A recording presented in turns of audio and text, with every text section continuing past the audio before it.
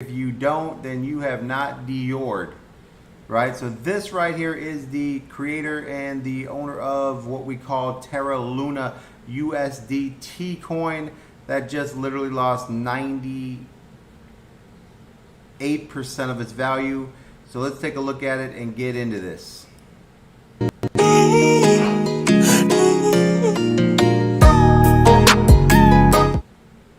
So the thing about this is, guys, the weirdest thing is there's a lot of like, he actually kind of put a target on his back. So if you really break it down here, what we have here is, you know, an arrogance and a pompous of a young individual that, you know, when they come out here, we always forget that money makes people sound ignorant, right? And I think he jumped the gun here because everyone who's in crypto knows that blockchain technology is unbelievable technology that you can use to change the world, and the world should be changed by the people, right? And those who take that control and try to make it all about themselves put themselves at risk. Now, if you don't think that this was a coordinated attack, then you just don't understand what's going on. This was a definitely coordinated attack. It wasn't the markets that did this, otherwise Bitcoin would have dropped to 24,000. It wasn't the war, it wasn't the inflation, it wasn't anything except the individuals that have come into this space that need to take over this space due to massive explosion and adoption by the mainstream people and companies wanting to use blockchain technology. There is an upside to this terrible story, and we will cover that at the end. But right now we need to focus on what's really happening. If you notice that a company called BlackRock, right? The companies you need to watch are BlackRock, Citadel, and Vanguard, right? These companies are the elite companies that try to basically own, operate, and control everything in the world. And by dominating their areas, they have full control over everything. BlackRock and Vanguard own 90% of companies that basically own, I think it's like 11 companies that own 90% of the media world.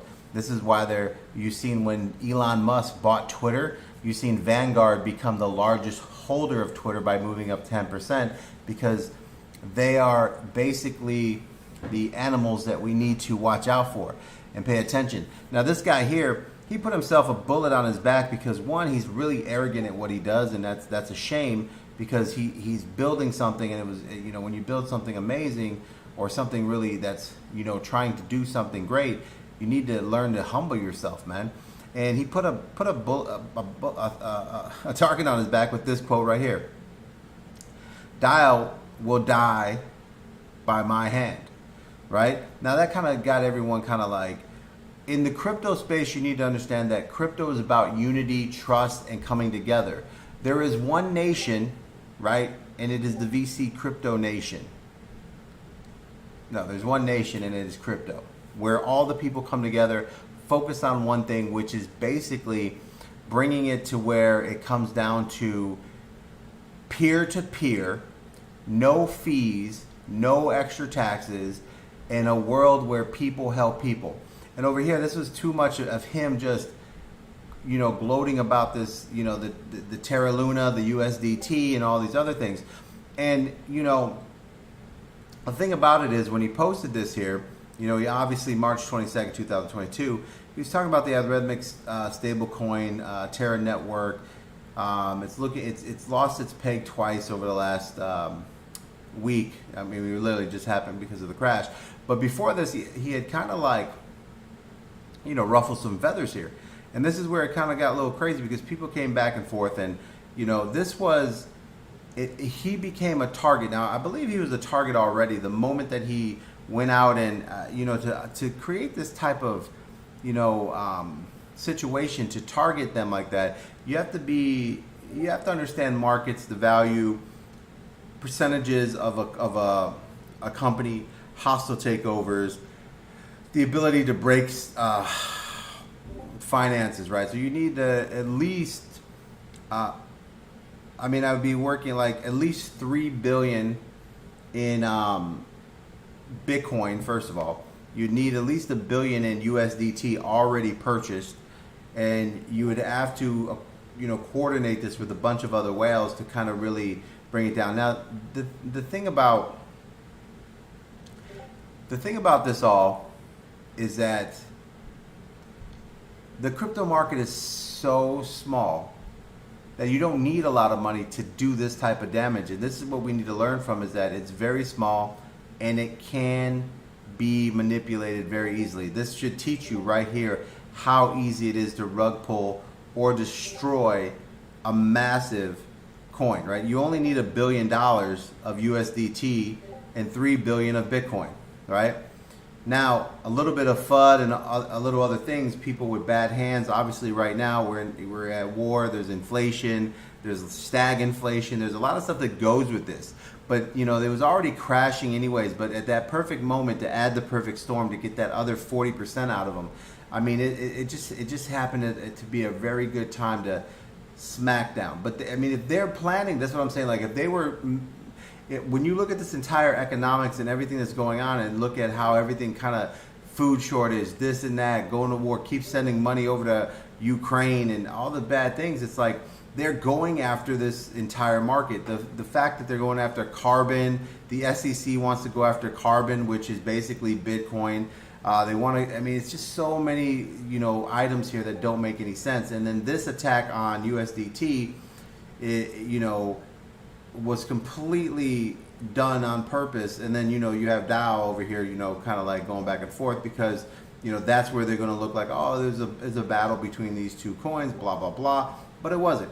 You know, the coins that you need to look at is USDC, which is basically, this is where, who just became the controller of USDC? BlackRock.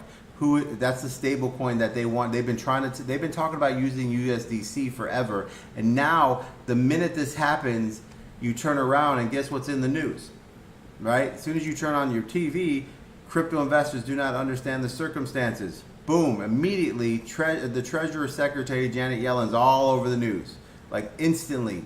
We need to make this and we need to run out and have regulations by the end of the year. Remember, I thought Sleepy Joe just came out and was talking about, I'm putting a bunch of people together to look at it, to take a look at this. And then all of a sudden they had a coin option.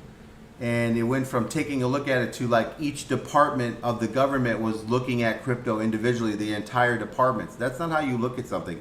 That's how you decide something. And the fact that she's on TV immediately after it happens, I don't know. And this all happening immediately after BlackRock becomes the, you know, figure overseeing USDC. I mean, this market is being attacked, and it's a corporate takeover from the outside, from these huge entities, and we need to wake up. We need to stick together because crypto is about peer-to-peer, people-to-people, helping each other grow, develop, and we need to make sure we figure out a way to avoid giving up space. This is going to be very hard to, but I mean, honestly, we need to find a stable coin that's actually stable and not owned by anyone and not used by anyone. I mean, we should imagine if everyone in Terra Luna would have sold out of Terra Luna and bought Dogecoin and used the people's coin. No controller, no one owns Dogecoin. It's constantly printing out some coins. But if everyone used Doge as a stable coin, that would be massive because no one owns it. But right now we're in a battle of this USDC coin. We're in all this. Something to look at. Take a look. If you believe in coincidences, BlackRock taking over USDC, all of a sudden this happens. Immediately Janet Yellen's on there. She has an entire plan to take over what we need to take over in stable coins. I mean, you just have so much stuff going on here. It's just unbelievable to where, you know, this entire circumstance just really pops up so quickly. So that's really what we got to look at, guys, is taking a peek at how things are popping up so fast. Why are they, you know, just scenarios, you know, and the ability to crash it down. Now, I think that, you know, anything else could go wrong with Terra Luna. I don't know, but I told you there was a bright side to this, right? The bright side is the technology that Bitcoin offers, the technology that blockchain offers is being put on balance sheets by other companies, growth and everything is happening, and they want this technology. So there is an upside to this, so pay attention to what everyone's kind of bringing in there. Cryptocurrency is not dead, so don't flee. If you held and you didn't, you hodled this in time, just hodl a little bit more. It's a 5+ year investment, guys. Good luck, God bless. Peer-to-peer, guys, let's focus on what we're doing. And as always, keep crypto trading and focus on peer-to-peer and what it really means, and make sure we stand together. And go to wetheblockchain.io, wetheblockchain.io, and join that Discord, because there's a big group of people that are coming together to basically find ways to make sure that crypto stays exactly what the people need for the people. Good luck, God bless, guys out there. Stay safe, and I hope everything's going well for you guys, man. And you know, if you're in Terra Luna, there's be something coming up, and you will see how it goes. I don't know if they could pull it all the way back up, but you know, it's just an unfortunate attack.